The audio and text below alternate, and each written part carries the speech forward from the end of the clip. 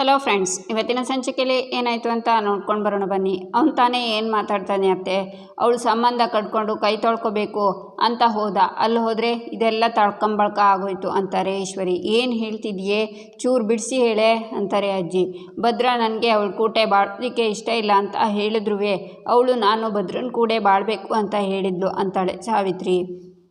ಅದಕ್ಕೆ ಆ ಜಡ್ಜು ಬಸ್ರು ಅನ್ನೋದನ್ನೇ ಕಾರಣ ಮಾಡಿಕೊಂಡು 6 ತಿಂಗಳು ಒಟ್ಟಿಗೆ ಬಾಳಬೇಕು ಅಂತ ಆದೇಶ ಕೊಟ್ಟವ್ರೆ ಅಂತಾರೆ ಈಶ್ವರಿ.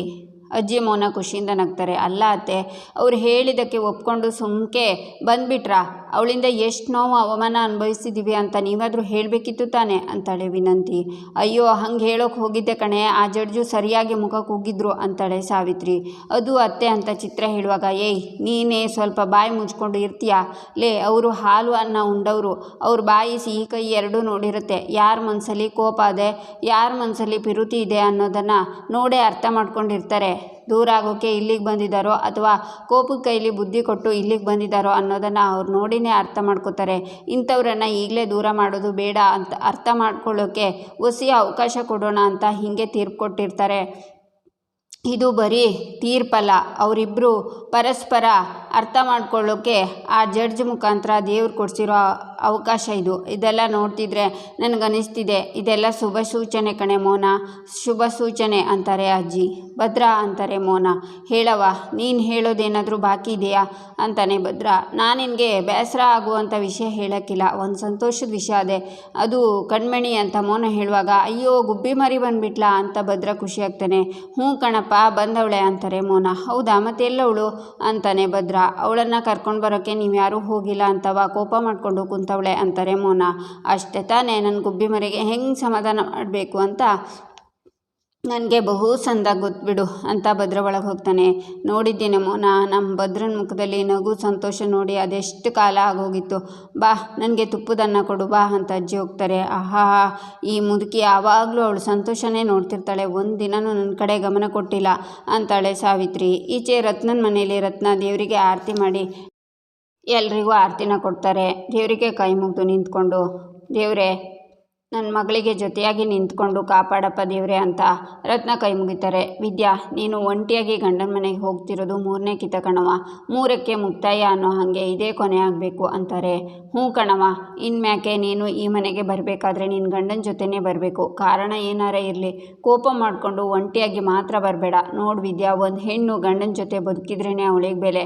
ಅದಕ್ಕೆ ಮೆಚ್ಚಿದ ಮನೆಗೆ ಒಳ್ಳೆಯವಳು ಅನ್ಸ್ಕೊಂಡು ಹುಟ್ಟಿದ ಮನೆಗೆ ಕೀರ್ತಿ ತಗೊಂಡು ಬಾ, ಒಳ್ಳೆಯ ಹೆಂಡರಾಗಿ 100 ಕಾಲ ಗಂಡನ ಜೊತೆ ಬಾಳು ಅಂತಾರೆ ಅಜ್ಜಿ. ಅಜ್ಜಿಯವ್ವ, ಎಲ್ಲ ಸತ್ಯನೂ ಗೊತ್ತಿದ್ರು ನೀವು ಯಾರು ಯಾಕೆ ಏನೇನೋ ಮಾತಾಡ್ತಿದ್ದೀರಾ? ನಾನು ಅಲ್ಲಿಗೆ ಹೋಯ್ತಾ ಇರೋದು, ಅವರು ಯಾವ ಬಾಯಿಂದ ಮಗು ನಂದಲ್ಲ ಅಂತ ಹೇಳಿದ್ರು ಅದೇ ಬಾಯಿಂದ ಈ ಮಗು ನಂದು ಅಂತ ಒಪ್ಕೋಬೇಕು ಅನ್ನೋ ಕಾರಣಕ್ಕೆ ಹೋಯ್ತಿದ್ದೀನಿ.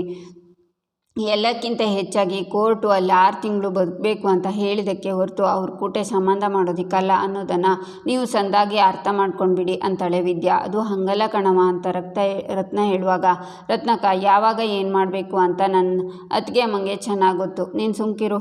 ಈಗ ನೋಡಿ, ಇನ್ನೇನು ಡಿವೋರ್ಸ್ ಆಗೇ ಬಿಡ್ತು ಅನ್ನುವಾಗಲೇ 6 ತಿಂಗಳು ಟೈಮ್ ತೊಗೊಂಡು ಅಲ್ಲಿಗೆ ಹೋಯ್ತಾ ಇದ್ದಾರೆ ತಾನೆ, ಹಾಗೆ ಕಾಲ ಏನು ಬೇಕಿದ್ರೂ ಮಾಡ್ತದೆ. ಅತ್ತಿಗೆಮ್ಮ, ಯಾರ ಮಾತಿಗೂ ತಲೆ ಕೆಡ್ಸ್ಕೊಬೇಡಿ, ನಿಮ್ಮ ಮನಸ್ಸಿಗೆ ಏನು ಅನ್ಸುತ್ತೋ ಹಂಗೆ ಮಾಡಿ ಅಂತಾನೆ ಕೊಟ್ಲೆ. ಹೀಗೆ ಮಾತಾಡ್ಕೊಂಡು ನಿಂತೀರಾ, ಆಟೋ ಬಂದು ಶಾನೆ ಹೊತ್ತಾಗದೆ ಅಂತಾಳೆ ಸರು. ವಿದ್ಯಾ, ನಾನು ಕಾಟ್ಲೆ ಬಂದು ನಿನ್ನ ಬಿಟ್ಟು ಬರೋದೇನೆ ಅಂತಾರೆ ರತ್ನ. ಅವ್ವ, ಆವಾಗಿಂದ ನಾನು ಎಷ್ಟು ಕಿತ್ತ ಹೇಳ್ತಿದ್ದೀನಿ ಯಾರೂ ಬರೋದು ಬೇಡ, ನಾನು ಒಬ್ಬಳೇ ಹೋಯ್ತೀನಿ ಅಂತ, ನೀವು ಯಾರೂ ಯೋಚನೆ ಮಾಡಬೇಡಿ, ನಾನು ಒಬ್ಬಳೇ ಹೋಯ್ತೀನಿ ಅಂತಾಳೆ ವಿದ್ಯಾ. ಸರಿ ಕಣವ, ಹುಷಾರು ಅಂತಾರೆ ರತ್ನ. ಸರಿ ಬನ್ನಿ, ಆಟೋ ನಿಂತದೆ ಅಂತ ಕಾಟ್ಲೆ ಬ್ಯಾಗನ್ನು ತಗೊಂಡು ಆಟೋದಲ್ಲಿಟ್ಟು, ಅಣ್ಣ ನಮ್ಮ ಅತ್ತಿಗೆ ಅಮ್ಮನ ಹುಷಾರಾಗಿ ಕರ್ಕೊಂಡು ಹೋಗಬೇಕು ಆಯಿತಾ ಅಂತಾನೆ. ಸರು ಅಜ್ಜಿ ಅಮ್ಮ ಹೋಗ್ಬಿಟ್ಟು ಬರ್ತೀನಿ ಅಂತಾಳೆ ವಿದ್ಯಾ. ಆಯ್ತು ಕಣವ, ಹೋಗ್ತಾ ಇದ್ದಾಗೆ ಫೋನ್ ಮಾಡು, ಹುಷಾರು ಅಂತ ರತ್ನ ವಿದ್ಯಾ ಹಣೆಗೆ ಮುತ್ತನ್ನು ಕೊಡ್ತಾರೆ. ಅಣ್ಣಯ್ಯ, ಈ ಹಟ್ಟಿ ಮಗನಾಗಿ ನೀನು ಸಂದಾಗಿ ಇವರನ್ನೆಲ್ಲ ನೋಡ್ಕೋಬೇಕು ಅಂತಾಳೆ ವಿದ್ಯಾ. ಅವ್ರ ಬಗ್ಗೆ ನೀವೇನು ಚಿಂತೆ ಮಾಡಬೇಡಿ, ನಿಮ್ಮ ಆರೋಗ್ಯನ ಸಂದಾಗಿ ನೋಡ್ಕೊಳ್ಳಿ, ಏನೇ ಆದ್ರೂ ಈ ಅಣ್ಣಯ್ಯ ಇದ್ದಾನೆ ಅನ್ನೋದನ್ನು ಜಪ್ತಿ ಮಾಡ್ಕೊಳ್ಳಿ ಅಂತಾನೆ ಕಾಟ್ಲೆ. ಸರಿ ಅಣ್ಣಯ್ಯ, ಹೋಗ್ಬಿಟ್ಟು ಬರ್ತೀನಿ ಅಂತ ವಿದ್ಯಾ ಆಟೋದಲ್ಲಿ ಕೂತ್ಕೊಂಡು ಎಲ್ರಿಗೂ ಬಾಯ್ ಮಾಡಿ ಹೋಗ್ತಾಳೆ.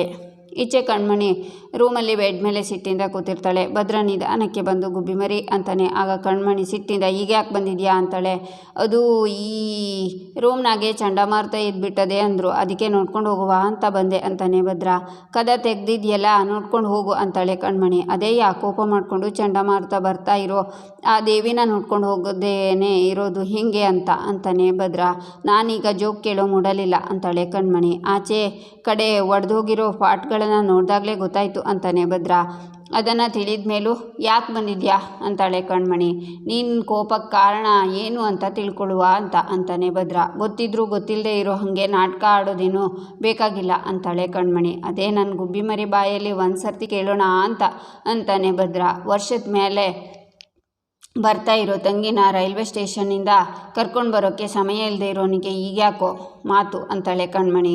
ಗುಬ್ಬಿ ಮರಿ ಸಮಯ ಇರಲಿಲ್ಲ ಅಂತೇನಿಲ್ಲ, ಪರಿಸ್ಥಿತಿ ಚೆನ್ನಾಗಿರಲಿಲ್ಲ ಕಣವ ಅಂತಾನೆ ಭದ್ರ. ಹೌದೌದು, ನಾನು ಈ ಮನೆಯವಳು ಅನ್ನೋ ಪ್ರೀತಿ ಇಲ್ಲದೆ ಇರಬೇಕಾದ್ರೆ ಏನೂ ಸಂದಕ್ಕಿರಕ್ಕಿಲ್ಲ ಅಂತಾಳೆ ಕಣ್ಮಣಿ.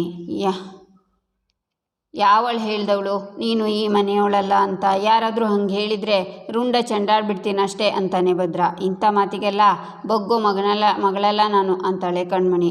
ಆತಿಂದ ಆಗದೆ ಹೋದರೆ ಏನಂತೆ, ತಣ್ಣಗೆ ಮಜ್ಜಿಗೆ ಮಾಡಿಕೊಡ್ತೀನಿ ಅಂತಾನೆ ಭದ್ರ. ಬೇಕಾಗಿಲ್ಲ ಅಂತಾಳೆ ಕಣ್ಮಣಿ. ಐಸ್ ಕ್ರೀಮ್ ತಂದು ನೈಸ್ ಮಾಡೋಣವೇ ಅಂತಾನೆ ಭದ್ರ.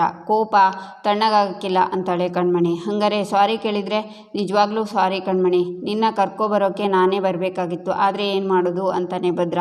ನಾನು ಅಣ್ಣ ಬರ್ತಾನೆ ಅಂತ ಆಸೆಯಿಂದ ಟ್ರೈನ್ ಇಳಿದು ನೋಡಿದರೆ ಆಗಿರೋದು ಬರೀ ನಿರಾಸೆ ಅಂತಾಳೆ ಕಣ್ಮಣಿ. ಅದಕ್ಕೆ ಅಲ್ವೇ ನಾನೀಗ ನಿನ್ನ ಹತ್ರ ಬಯಸ್ಕೊಳ್ಳೋಕೆ ಬಂದಿರೋದು ಅಂತಾನೆ ಭದ್ರ. ಅದರಿಂದ ಏನಪ್ಪ ಪ್ರಯೋಜನ ಅಂತಾಳೆ ಕಣ್ಮಣಿ. ನಿನ್ನ ಮನಸ್ಸು ಹಗುರ ಆಯ್ತದೆ, ನನಗೂ ಸಂತೋಷ ಆಯ್ತದೆ.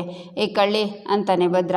ಈ ನಾಟಕ ಎಲ್ಲ ನಂತವ ನಡೆಯೋಕ್ಕಿಲ್ಲ ಅಂತಾಳೆ ಕಣ್ಮಣಿ. ನನ್ನ ಗುಬ್ಬಿ ಮರಿ ನಗ್ತಾಳೆ ಅಂದರೆ ಇನ್ನೂ ಜಾಸ್ತಿ ಮಾಡ್ತೀನಿ ಅಂತಾನೆ ಭದ್ರ. ನಾನು ನಗಕ್ಕಿಲ್ಲ ಅಂತಾಳೆ ಕಣ್ಮಣಿ. ಈಗ ತಾನೇ ತುಟಿ ಅಂಚಲಿ ನಕ್ಕಿದ್ದನ್ನು ನೋಡಿದ್ದೀನಿ ಅಂತಾನೆ ಭದ್ರ. ಅಂಥದ್ದೇನಿಲ್ಲ, ನೀನು ಹೋಗು ಅಂತಾಳೆ ಕಣ್ಮಣಿ. ನಾನು ಹೋಗಬೇಕು ಅಂದರೆ ನಿನ್ನ ಕೋಪನೂ ನನ್ನ ಜೊತೆ ಕಳಿಸ್ಬೇಕು ಅಂತಾನೆ ಭದ್ರ. ಸಾಧ್ಯ ಇಲ್ಲ, ಅದು ಇಲ್ಲೇ ಇರ್ತದೆ ಅಂತಾಳೆ ಕಣ್ಮಣಿ. ಗುಬ್ಬಿ ಮರಿ, ನೀನು ಮುಂದಿನ ಕಿತ್ತ ಬರಬೇಕಾದ್ರೆ ಬ್ಯಾಂಡ್ ಸೆಟ್ ಜೊತೆ ಹಾಜರಿರ್ತೀನಿ ಅಂತಾನೆ ಭದ್ರ. ಅಷ್ಟೊಂದೆಲ್ಲ ಓವರ್ ಬೇಕಿಲ್ಲ ಅಂತ ನಗ್ತಾಳೆ ಕಣ್ಮಣಿ. ಲೇ ನಮ್ಮ ಗುಬ್ಬಿ ಮರಿ ನಗ್ತಾ ಇತ್ತಲ್ಲ, ಎಲ್ಲಿ ಪೂರ್ತಿ ಬರಲಿ, ಈಗ ನೋಡು ನಮ್ಮ ಹಟ್ಟಿಗೆ ಬೆಳಕು ಬಂದಾಗಾಯಿತು. ಇದು ನನ್ನ ಗುಬ್ಬಿ ಮರಿ ಅಂದರೆ ಅಂತಾನೆ ಭದ್ರ. ಇತ್ತೀಚೆಗೆ ಶಾನೆ ಮಾತಾಡ್ತಿದ್ಯಾ ಅಣ್ಣ, ಯಾರು ಕಲಿಸಿದ್ದು ಅತ್ತಿಗೆನಾ? ಸರಿ, ಅತ್ತಿಗೆಯಲ್ಲಿ ಕಾಣಿಸ್ತಿಲ್ಲ, ಯಾಕೆ ನನಗೆ ಪರಿಚಯ ಮಾಡಿಕೊಡೋಲ್ವೇ ಅಂತಾಳೆ ಕಣ್ಮಣಿ. ಅವಳ ವಿಷಯ ಈಗ ಮಾತಾಡಬೇಡ ಗುಬ್ಬಿ ಮರಿ ಅಂತಾನೆ ಭದ್ರ. ಮಾತಾಡಬೇಡ ಅಂದರೆ ಏನರ್ಥ ಅಂತಾಳೆ ಕಣ್ಮಣಿ. ಗುಬ್ಬಿ, ಅವಳ ಬಗ್ಗೆ ಏನು ಕೇಳಬೇಡ, ನನಗೆ ಅವಳ ಬಗ್ಗೆ ಮಾತಾಡೋಕೆ ಇಷ್ಟ ಇಲ್ಲ ಅಂತ ಭದ್ರ ಅಲ್ಲಿಂದ ಹೋಗ್ತಾನೆ. ಆಗ ಈಶ್ವರಿಯಲ್ಲಿ ಬರ್ತಾರೆ. ಅಲ್ಲ ಚಿಕ್ಕಮ್ಮ, ಅತ್ತಿಗೆ ಬಗ್ಗೆ ಅಣ್ಣನ ಕೇಳಿದರೆ ಅವನು ಏನು ಹೇಳಿದೆ ಹಂಗೆ ಹೋಯ್ತವನೆ ಅಂತಾಳೆ ಕಣ್ಮಣಿ. ಅವಳಿಂದ ಅವನ ಜೀವನ ಹಾಳಾಗಿ ಹೋಗದೆ ಪ್ರತಿ ನಿಮಿಷ ನೆನೆಸ್ಕೊಂಡು ನರಕ ಅನುಭವಿಸ್ತಿದ್ದೀನಿ ಅಂತ ಹೆಂಗೆ ಹೇಳ್ತಾನವ ಅಂತಾರೆ ಈಶ್ವರಿ. ಏನು ಹೇಳ್ತಿದ್ದೀರಾ ಚಿಕ್ಕಮ್ಮ ಅಂತಾಳೆ ಕಣ್ಮಣಿ. ಆ ಮಾಯಾಂಗಿನಿ ಬಂದಿದ್ದು ಪಾಪ ನನ್ನ ಮಗನ ಜೀವನದಾಗೆ ದೊಡ್ಡ ಬಿರುಗಾಳಿನೇ ಎದ್ದೈತೆ ಕಣ್ಮಣಿ. ನಮ್ಮ ಭದ್ರ ಜೀವನದಾಗ ಮಾಡಿದ್ದು ಒಂದೇ ಒಂದು ತಪ್ಪು ಅಂದರೆ ಆ ವಿದ್ಯೆನ ಪಿರುತಿ ಮಾಡಿದ್ದು. ಪಿರುತಿ ಅವನು ಬಾಳ್ ಮಾತ್ರ ಅಲ್ಲ, ಇಡೀ ನಮ್ಮ ಹಟ್ಟಿ ನೆಮ್ಮದಿನೇ ಹಾಳಾಗಿ ಹೋಗಿದೆ ಅಂತಾರೆ ಈಶ್ವರಿ. ಏನಾಯಿತು ಅಂತ ಒಸಿ ಅರ್ಥ ಆಗುವಂಗೆ ಹೇಳಿ ಚಿಕ್ಕಮ್ಮ ಅಂತಾಳೆ ಕಣ್ಮಣಿ. ನಮ್ಮ ಭದ್ರ ಎಷ್ಟು ಆಸೆ ಕನಸುಗಳನ್ನು ಕಟ್ಕೊಂಡಿದ್ದ, ಅವಳಿಂದ ಏನೇನಾಯಿತು ಅಂತ ನಿನಗೆ ಗೊತ್ತಾಗಬೇಕೆ, ನೋಡಲಿ ಅಂತ ತೊಟ್ಲನ್ನು ತೋರಿಸಿ. ಮಗು ಹುಟ್ಟೋಕ್ಕೂ ಮುಂಚೆ ತೊಟ್ಲು ಮನೆಗೆ ತರಬಾರ್ದು, ಕೂಸು ಹುಟ್ಟೋಕ್ಕೂ ಮುಂಚೆ ಕುಲಾಯಿ ಹೊಲಿಸ್ಬಾರ್ದು ಅನ್ನೋ ಸಂಪ್ರದಾಯಸ್ಥ ಮನೆತನ ಕಣವ ನಮ್ಮದು. ಆದರೂ ಆ ಭದ್ರ ಆಸೆಪಟ್ಟು ಈ ತೊಟ್ಲನ್ನು ತಗೊಬಂದ. ಅದಕ್ಕೆ ನಮ್ಮತ್ತೆ ಒಂದೇ ಒಂದು ಕಿತ್ತನೂ ತುಟಿ ಪಿಟಕ್ಕೆ ಅನ್ನಲಿಲ್ಲ ಗೊತ್ತಾ? ಯಾಕೆ ಹೇಳು? ನನ್ನ ಮಗ ಭದ್ರ ಅವನ ಆಸೆ ಕನಸುಗಳಿಗೆ ನಾವೆಲ್ಲ ಅಷ್ಟು ಒತ್ತಾಸೆ ಕೊಟ್ವಿ ಕಣವ. ನಮ್ಮ ಭದ್ರನ ಕನಸು ಅಷ್ಟು ದೊಡ್ಡದಾಗಿತ್ತು. ಅವನ ಆಸೆ ಕನಸಿನ ಜೊತೆ ಆಟ ಆಡಿ ಅವನಿಗೆ ಮೋಸ ಮಾಡಿದ ದೊಡ್ಡ ಮೋಸಗಾತಿ ಅವಳು. ಏನಾಯಿತು ಗೊತ್ತಾ ಅಂತ ನಡೆದಿರೋದನ್ನೆಲ್ಲ ಅಂದರೆ ಬಸರ ಆಗಿಲ್ಲ ಅಂತ ಕೋರ್ಟಲ್ಲಿ ನಡೆದಿರೋದನ್ನೆಲ್ಲ ಈಶ್ವರಿ ಹೇಳಿ ಅವತ್ತಿಂದ ಹಟ್ಟಿಯವರೆಲ್ಲ ನೋವು ಸಂಕಟದಾಗೆ ಇದ್ದೀವಿ ಕಣವ. ಅವಳು ಇಂಥ ಮೋಸ ಮಾಡಿದ್ಲು ಅನ್ನೋ ಕಾರಣಕ್ಕೆ ಅವಳಿಗೆ ಇವತ್ತು ಡಿವೋರ್ಸ್ ಕೊಡೋದಕ್ಕೆ ಕೋರ್ಟ್ಗೆ ಹೋಗಿದ್ದು. ಆದರೆ ಅವಳು ಹಠ ಹಿಡಿದು 6 ತಿಂಗಳು ಇವನ ಜೊತೆ ಬದುಕಬೇಕು ಅಂತ ಕೋರ್ಟಿಂದ ಆದೇಶ ಮಾಡ್ಕೊಂಡವಳೆ ಅಂತಾರೆ ಈಶ್ವರಿ. ಅವಳಿಗೋಸ್ಕರ ಅವಳು ಹುಟ್ಟಾಕಿದ್ದ ಆಸೆಗೋಸ್ಕರ ತಂದಿರೋ ತೊಟ್ಲು ಯಾವುದೇ ಕಾರಣಕ್ಕೂ ಇಲ್ಲಿರಬಾರ್ದು. ನಮ್ಮ ಅಣ್ಣಂಗೆ ನೋವು ಕೊಟ್ಟಿರೋದು ಯಾವುದೇ ಆಗಿರಲಿ, ಅದಕ್ಕೆ ಈ ಮನೇಲಿ ಜಾಗ ಇಲ್ಲ ಅಂತ ಆ ತೊಟ್ಲನ್ನು ಹಿಡ್ಕೋತಾಳೆ ಕಣ್ಮಣಿ. ಈಚೆ ಸಾವಿತ್ರಿ ಶಿವರಾಮ ಗೌಡ್ರ ಹತ್ರ ಇಷ್ಟೆಲ್ಲ ಆಗದೆ ಅಣ್ಣ ಅಂತ ಕೋರ್ಟಲ್ಲಿ ಆಗಿರೋದನ್ನೆಲ್ಲ ಹೇಳ್ತಾರೆ. ಏನಣ್ಣ ಹಿಂಗಾಗೋಯ್ತು, 6 ತಿಂಗಳು ಅವಳ ಜೊತೆ ಬಾಳ್ವೆ ಮಾಡಬೇಕು ಅಂದರೆ ಅದು ಹಿಂಗೆ ಒಪ್ಕೊಳ್ಳೋಕ್ಕಾಯ್ತದೆ ಅಂತಾರೆ ಗೋವಿಂದ. ಅಣ್ಣ ಇದನ್ನು ಒಪ್ಕೊಳ್ಳೋದು ಬೇಡ, ಲಾಯರ್ ತವ ಮಾತಾಡಿ ಅದಕ್ಕೆ ಬೇರೆ ಯಾವ ದಾರಿ ಇದೆ ಅಂತ ಕೇಳಿ ಆಮೇಲೆ ತೀರ್ಮಾನ ತಗೊಳ್ಳೋಣ ಅಂತಾಳೆ ಸಾವಿತ್ರಿ.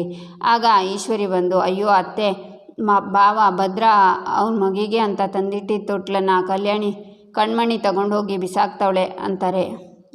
ಯಾಕಂತೆ ಅವಳು ಯಾಕೆ ಅದನ್ನು ಈಗ ಆಚೆ ಹಾಕ್ತಾಳಂತೆ ಅಂತಾರೆ ಅಜ್ಜಿ. ಅವಳು ನನಗೆ ಹೇಳಿದಿದ್ರೆ ನಾನು ನಿಮ್ಗೆ ಹೇಳ್ತಿದ್ದೆ, ಇಲ್ಲಿ ಯಾಕೆ ಇದೆ ಅಂತ ಕೇಳಿದ್ಲು, ಭಾವ ನಡೆದಿರೋ ವಿಷಯನ ಹೇಳಿದೆ, ಇದು ಇಲ್ಲಿರಬಾರ್ದು ಅಂತ ಕೋಪ ಮಾಡಿಕೊಂಡು ತೆಗೆದು ಎಸೆಯೋಕ್ಕೆ ಹೋಯ್ತವಳೆ.